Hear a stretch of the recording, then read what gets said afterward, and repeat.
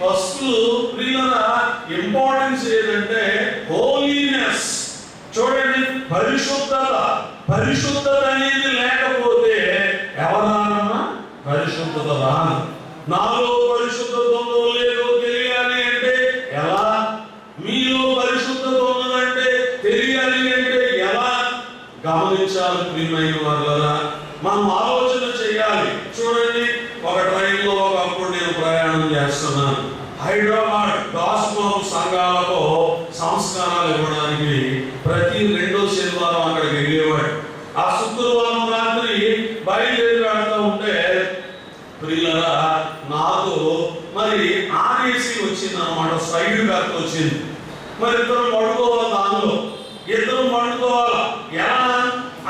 మరి వేరే వ్యక్తి కూడా మరి కాస్త బలంగా ఉన్నవాడే, పండుకుంటే ఇద్దరులో ఒక్కరిగా సీట్ సరిపోవాలి. ఏం చేయాలా అర్థం కావట్లా. సరే మాట్లాడుతూ ఉన్నాం, రాజమండ్రిలో ట్రైన్ ఎక్కాం. దేవుని పిల్లరా ఎక్కడికి వెళ్తున్నారు మీరంటే హైదరాబాద్ అన్నాడు. హైదరాబాద్ అన్నాడు. ఏం చేస్తారు మీరు అన్నాడు. నేను ఇలా ఒక పాస్టర్ అండి, దైవ సేవకుడిని అని చెప్పాను. ఆయన అన్నాడు, నాకు ఎప్పటి నుంచో దేవుడు యేసు ప్రభువు గురించి తెలుసుకోవాలని ఉన్నది, అంచేత నాకు కొన్ని విషయాలు చెప్పండి ఆయన మొదలెట్టాడు. రాజమండ్రిలో మొదలెట్టాడు, కొవ్వూరు దగ్గర స్టార్ట్ చేశాను. దేవుని పిల్లరా చూడండి, నిడదలు, తాడేపల్లిగూడు, ఏలూరు, దగ్గర విజయవాడ దాకా వెళ్ళాం. ఇంచుమించు 2 గంటల సమయం దేవుని విషయాలే మాట్లాడుకుంటున్నా. గమనించాలి పిల్లరా, అతను దేవుని విషయాల మీద అనుమానాలన్నీ నివృత్తి చేసుకుంటున్నాడు. ఇలా మాట్లాడుతూ ఉంటే ఆ సైడ్ బెర్తల్లో ఓ యవనస్తురాలు గమనించింది. గబగబా దిగి వచ్చింది. సార్ జస్ట్ ఏ మినిట్ అని చెప్పి ఒక చిన్న డౌట్, మీరేమనుకోరు కదా అనుకున్నామ్మా. ఎందుకమ్మా ఏం డౌట్ అను. ఆవిడ అన్నది, మీరు పాస్టర్ గారా అంది. అవునమ్మా అన్నాను. చాలా థ్యాంక్స్ అండి, నేను పండుకున్నాను, మీ మాటలన్నీ ఏంటంటే మీరు మొదలుపెట్టి చెబుతున్న విషయాలన్నీ దేవుని మాటలే మాట్లాడుతున్నారు, మరో విషయం మాట్లాడతలేదు. పడుకోకుండా అమ్మసేపు కూర్చుంటారు ఎలాగా అని అడుగుతుంది. అమ్మ పండుకోవాలంటే ఇద్దరికి ఒకే సీట్ అమ్మా అని చెప్తే ఆ యవనస్తురాలు అన్నది, సార్ ఒక పని చేయండి, మా తమ్ముడిది మిడిల్ బెర్త్ అండి, వాడి చిన్నోడు 10 సంవత్సరాల వయసు, నాది పై బెర్త్, అందుచేత మీరు ఒక పని చేయండి, మా తమ్ముడు ప్లేస్లో మీరు పడుకోండి, మీ ప్లేస్లో మా తమ్ముడు పడుకోబెడతాను అని అంటే ఆ లోయర్ బెర్త్ ఆయన అంటాడు, ఈ లోయర్ బెర్త్ లో పడుకోవడం నాకు చాలా కష్టం అండి, అంచేత మిడిల్ బెర్త్ నాకు ఇవ్వండి, లోయర్ బెర్త్ లో మీరు రండి అన్నాడు. దేవుని పిల్లలారా, దేనిని బట్టి హాయిగా నిద్రపోయి సంతోషంగా హైదరాబాద్ చేరడానికి దేవుడు ద్వారం తెరిచాడు. మరణాల దేనిని బట్టి సాధ్యమైనదంటే నీ హృదయము నిండి ఉండు దానిని బట్టి. మీ అందరికీ తెలిసిన మాట చెప్పాలి, నీ హృదయము నిండి ఉండు దానిని బట్టి నీ నోరు మాట్లాడుతుంది. అందుచేత పరిశుద్ధాత్మ సంబంధమైన విషయాలతో నీ హృదయం నింపబడి ఉంటే, వాక్యముతో నీ హృదయం నింపబడి ఉంటే, ఈ వాక్య సంబంధమైన ఆత్మ సంబంధమైన విషయాల మీద నీ మాటలు బయటకు వస్తూ ఉంటాయి. లోకంతో నింపబడి ఉంటే లోకవార్తలు బయటకు వస్తూ ఉంటాయి. లోక సంబంధమైనటువంటి విషయాలు బయటకు వస్తూ ఉంటాయి. ద్వేషంతో నింపబడి ఉంటే ద్వేషపూరితమైన మాటలు బయటకు వస్తూ ఉంటాయి. కారణం ఏమిటంటే నీ హృదయం దేనితో నింపబడి ఉంది, అదే నీ నోటిలో నుంచి బయటకు వస్తాయి అన్నమాట. అందుకు ఇప్పుడు మేడగదిలో ఉన్న వాళ్ళందరి హృదయం దేనితో నింపబడి ఉన్నదే, దేనితో నింపబడి ఉంది, పరిశుద్ధాత్మ వరకు నింపబడి ఉంది. కనుక ఈ పరిశుద్ధాత్ముడు ఎక్కడ ఉంటాడు అంటే నీలో నివసించును. ఎక్కడ? మనలో అనొద్దు, నాలో అనొద్దు సార్. అందరూ అనాలి, మీ గుండె మీద చేసుకుని, మీ గుండె మీదే వేయాలా చెయ్య. ఎక్కడ ఉంటాడు? నాలో నివసించును. ప్రియులారా, నువ్వు ఉండనీయకపోతే వినాలి, మీరు ఉండనీయకపోతే ఆయన మిమ్మల్ని వదిలిపెట్టుకో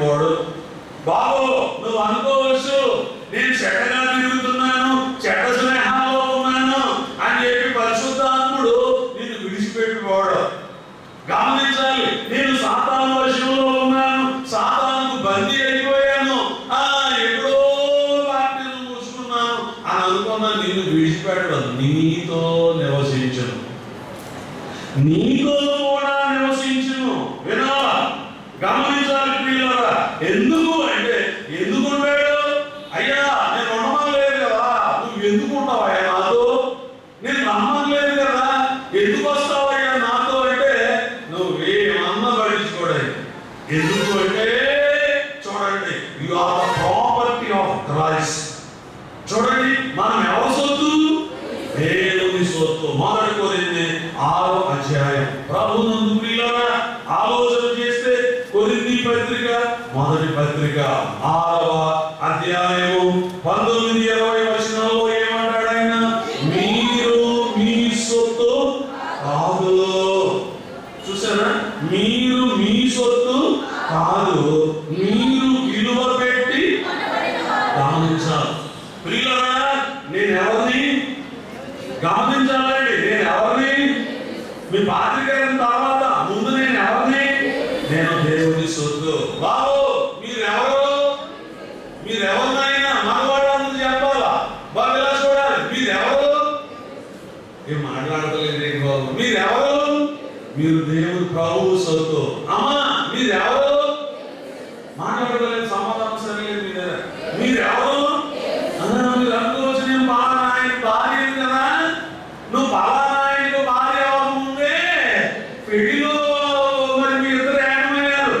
మీరు పెళ్లి అవ్వకముందే నువ్వు ఎవరి సొత్తు? దేవుని సొత్తు. బాబు అందుకని భారతదేశంలో ఏమన్నా మా పెళ్లి చేయకూడదు, క్రైస్తవ వివాహం.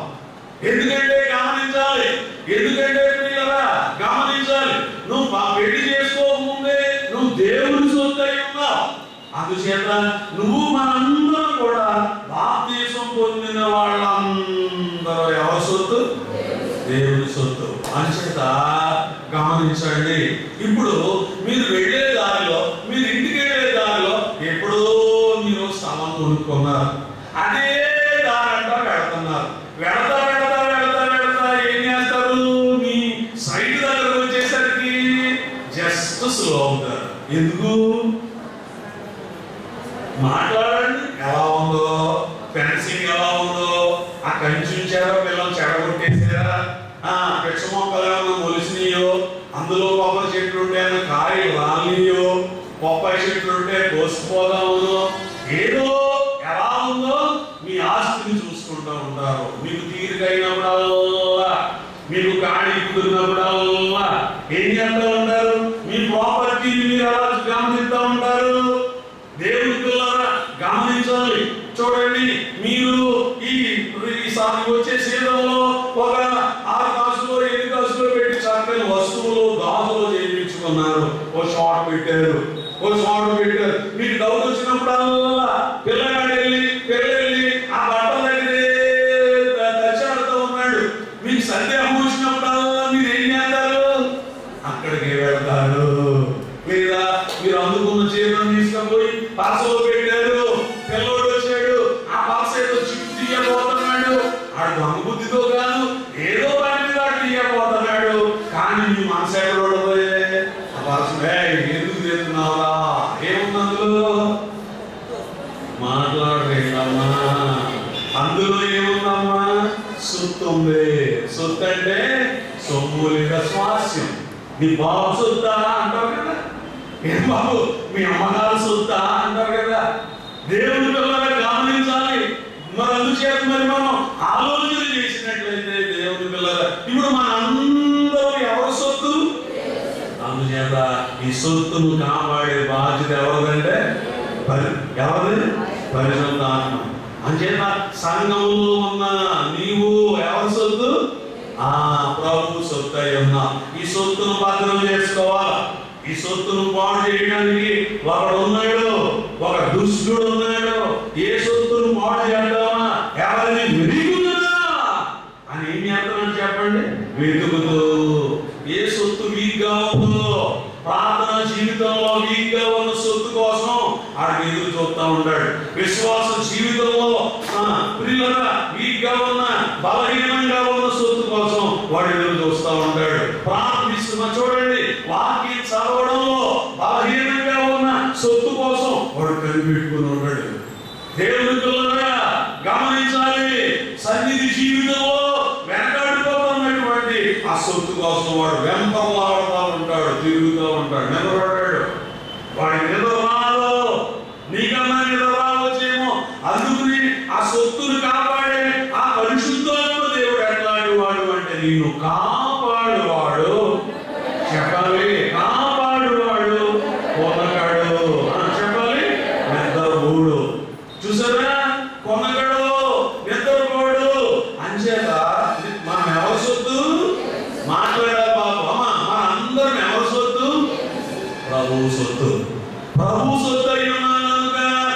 సొత్తును కాపాడడం కొరకు, ఈ సొత్తును ఎంతకాలం కాపాడుతాడంట ఆయన?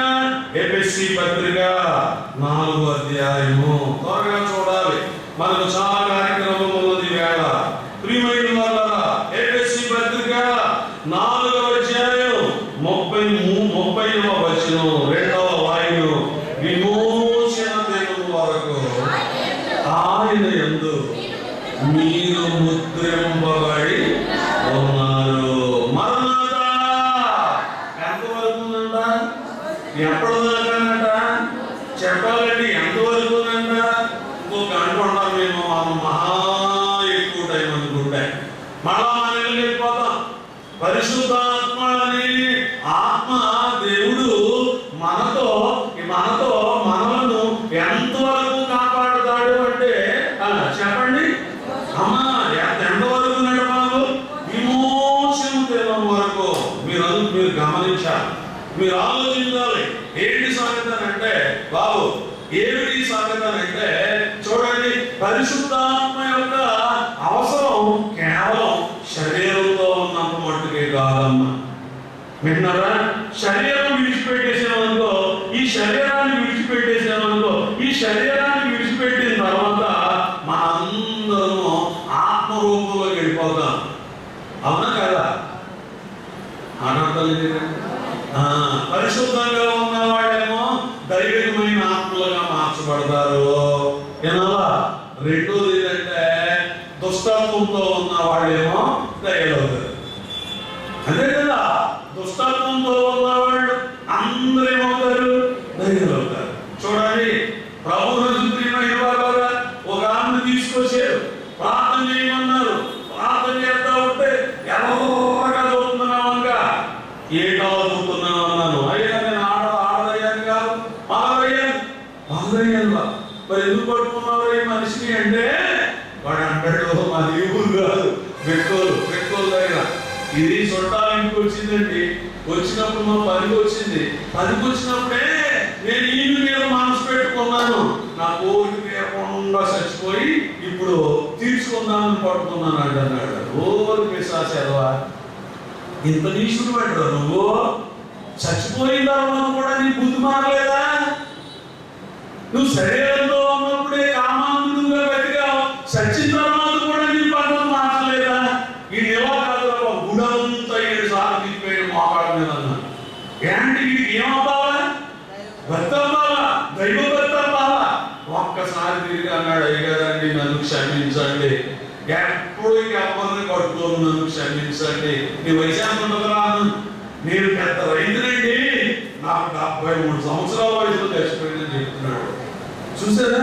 అందుచేత వయసు పెరిగిన బుద్ధి మారలేదు కాబట్టి, దుష్టత్వంతో చచ్చిపోయాడు కాబట్టి ఏమయ్యాడు? దైవమయ్యాడు. నీ వయసు పెరుగుతున్నా, నువ్వు గుడికొస్తున్నా, నీ బుద్ధి మారకపోతే నువ్వు చచ్చిపోతే ఏమైపోతావు? దయ్యం అవుతావు. మారినోళ్ళందరూ దురాత్మల వశం అవుతారు. చూసారా? మారినోళ్ళందరూ దైవాత్మ వశంలోకి వెళ్తారు. గమనించాలి ప్రియమైన వారు. అందుచేత ఇప్పుడు పరిశుద్ధాత్ముడు అంట ఈ మారినోడుతోనూ ఉంటాడు, మారినోడుతోనూ ఉంటాడు. వింటున్నారా? రే అమ్మా, నువ్వు బతికినంతకాలం మారలేదు, ఇప్పుడన్నా మార్చుకో. రా, ఏడేసులోకి తీసుకుపోతానని ఏడేసులోకి తీసుకెళ్ళి అక్కడ బాగు వినిపించాడు. ఆ బాగు విన్నప్పుడు అన్న మారుతారు.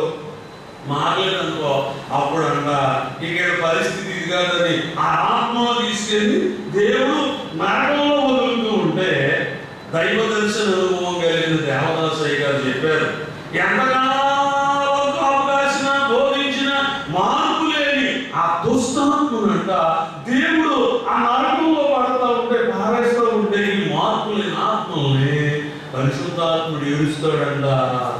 నరకమున పడు వారిని చూచి పరిశుద్ధాత్ముడు విలపించు. నరకమున పడు వారిని చూచి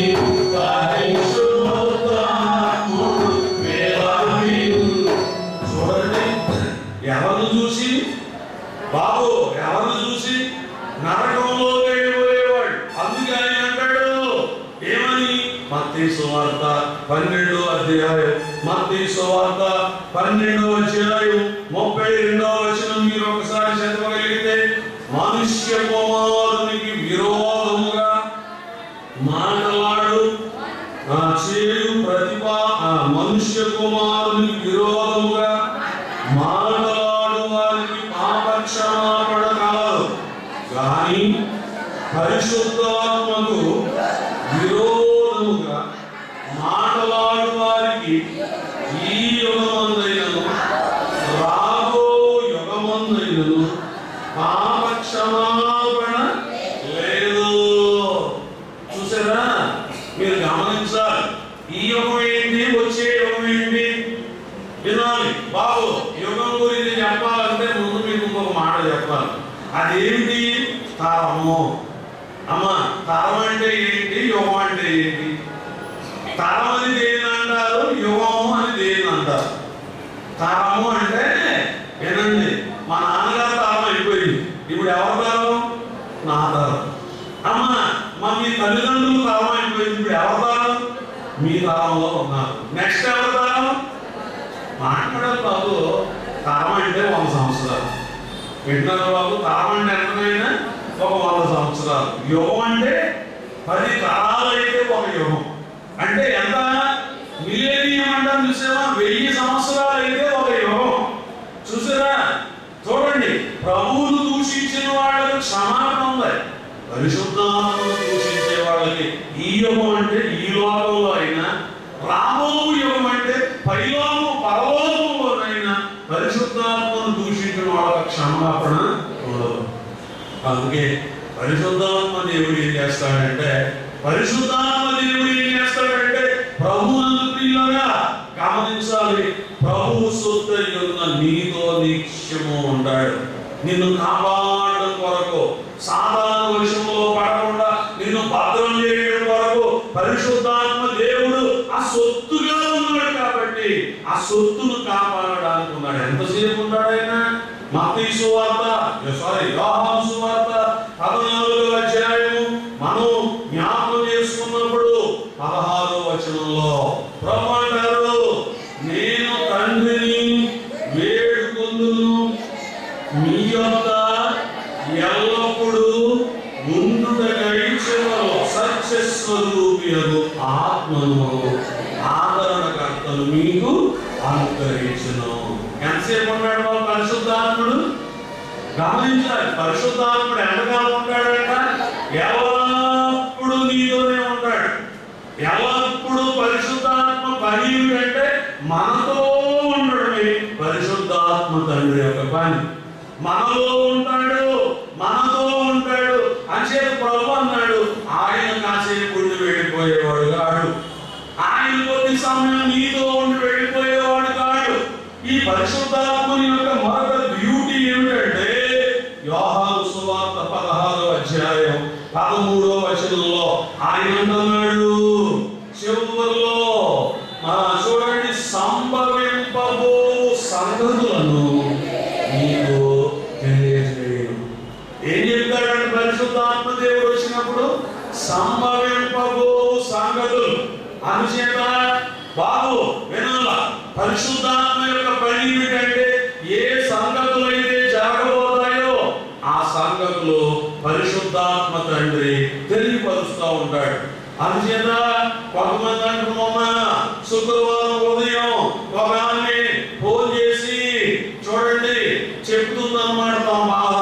సోమవారం వస్తూ ఉంటుందని మన సమీప గ్రామాలలో ఒక గ్రామం నుండి వేరే సంఘానికి చెందిన ఆమె, అయ్యా నా మరిది గారి కొరకు ప్రార్థన చేయాలి.